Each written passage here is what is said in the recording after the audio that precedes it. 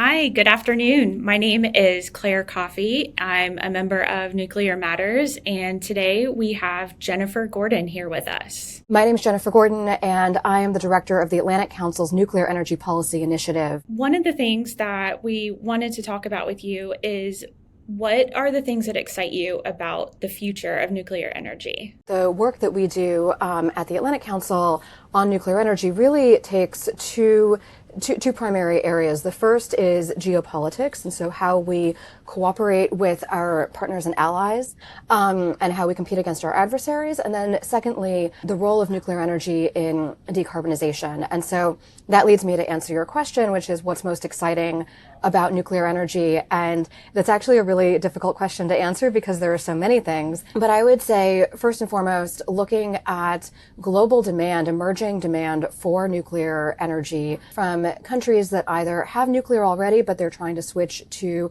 U.S. and allied technology, or from countries that maybe have a research reactor or some background in nuclear, but really want to have a civil nuclear program. And then countries that have no nuclear at all, but view it as a chance to implement clean, baseload, reliable, affordable energy. And so looking at both the emerging demand for nuclear as well as the role of nuclear in decarbonization, I think those two, that nexus, that's what really excites me about working in this field right now. That leads me into the next question. What would you say the role of nuclear energy has in achieving that clean energy transition? In my mind, you're looking at two things. One is power sector decarbonization. And we've seen in countries like the United States, like Canada, like France, where there is a strong, an established fleet of nuclear reactors, that you basically see power sector decarbonization already. And of course, we need to see more of that. But the other thing that I think nuclear really has a role to fulfill is off-grid applications for energy. So if you look at hydrogen production or decarbonizing hard to abate industries, how do we clean up the mining industry, which we know we're going to need for clean energy transition materials? Other examples, desalination. But anyways, any number of off-grid applications for nuclear that maybe are not first and foremost in people's minds right now, but that I think as time goes on, we're going to see more and more demand for nuclear energy off the grid. So with that growing demand, how can nuclear energy help meet that demand for power in the U.S. and abroad?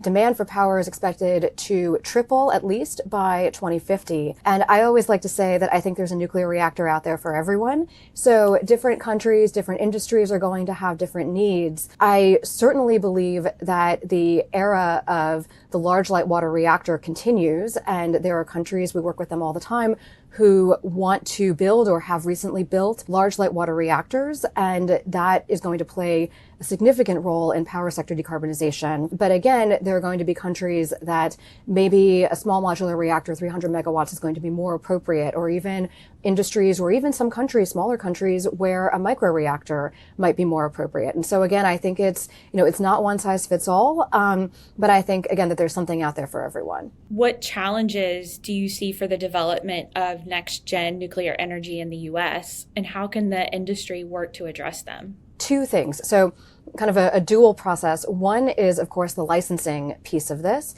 And the second piece of it is the financing. And my personal opinion, and I know there are a lot of opinions out there, but my own personal opinion is that without the regulators, none of this happens. And so the industry and the regulatory, the regulatory bodies have to work together and have to get to a point where we're able to license these new reactors easily. It's a streamlined process. And then I think that the money will come. Now, other people will tell you that the money is the most, the financing is more important because without the financing, this goes nowhere.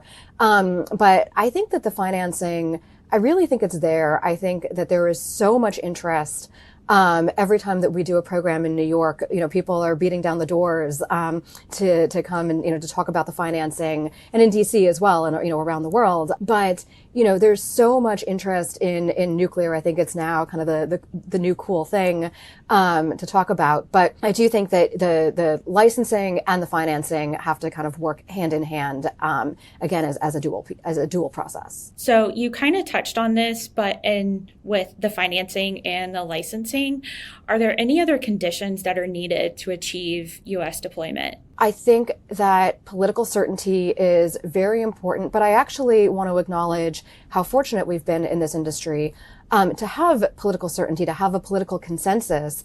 I always say that nuclear energy is maybe the only thing that Democrats and Republicans agree on right now. But we've seen a consensus throughout the previous administration, throughout this administration. There's not that much of a difference in policy towards nuclear energy. When you're looking at a Republican administration versus a Democratic administration. But I do think that that's important and it should continue. And then I think, again, the regulatory certainty, financial certainty, we're talking about big projects, that have, 100-year lifespans. So this isn't something that can be achieved, in one administration's term or even, 2 terms. This is something that has to continue politically, throughout. Absolutely.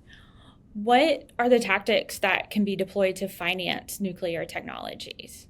In the United States, because we do not have state-owned nuclear enterprises, unlike some of our competitors like Russia and China, I think the best way to address the financing question is first through public-private partnerships. And so we've seen that in a number of government initiatives. The first program from the State Department, for example, which is public-private, the ARDP, which is public-private. And then the second thing that I think that we need to see a little bit more of is international co-financing with our civil nuclear allies. So, for example, in the fall of 2022, the United States and Japan announced that there would be a co-financing project to allow for the deployment of SMRs in Ghana. And so if the United States can get together with our allies and work to co-finance new nuclear builds in third countries, I think that can go a long way to making us more competitive against our geopolitical adversaries.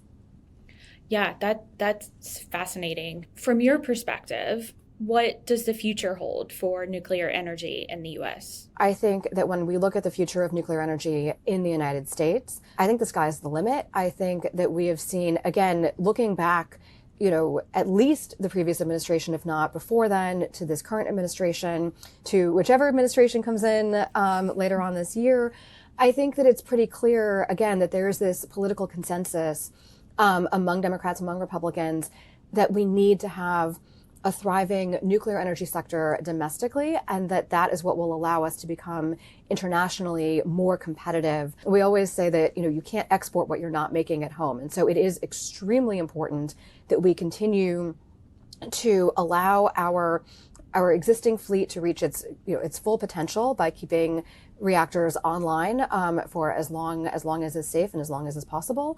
And at the same time, I think that we need to speed the licensing and deployment of the next generation of reactors. So as far as advocacy to reach these future goals, how will nuclear advocacy help us achieve its full potential? So in terms of advocacy, let me just make a quick point, which is that at the Atlantic Council, our goal is to educate and inform decision makers. We are not advocating for any particular policy position, but I do think, I take that mandate of educating and informing very seriously. And I think that the more that people know about nuclear energy, whether that is knowing about its role in national security or knowing about its potential to help decarbonize the power sector and also hard to abate sectors, I think the more people understand the role of nuclear and why it's so important. Such a great answer. Thanks, Jennifer. Any last words that you'd like to say that we didn't cover today? One final thought, and something that I've realized now after more than 5 years working in this field, is that it really takes an all hands on deck approach. And so, we talk about a whole of government approach because there are so many different U.S. government agencies involved in this process, and especially in civil nuclear exports. But I also think that everyone has a role to play. So, whether it's the companies, the developers, the engineers, the civil society people like you and like me, people who are writing, people who are talking about nuclear energy. And then that doesn't even get into, again, cooperation with our international allies. But I just think that we all need to be putting our heads together and rowing together in the same direction. Love that. Jennifer, thank you so much for joining us today and sharing your thoughts and perspectives on the future of nuclear energy. This concludes the latest episode of As a Matter of Fact.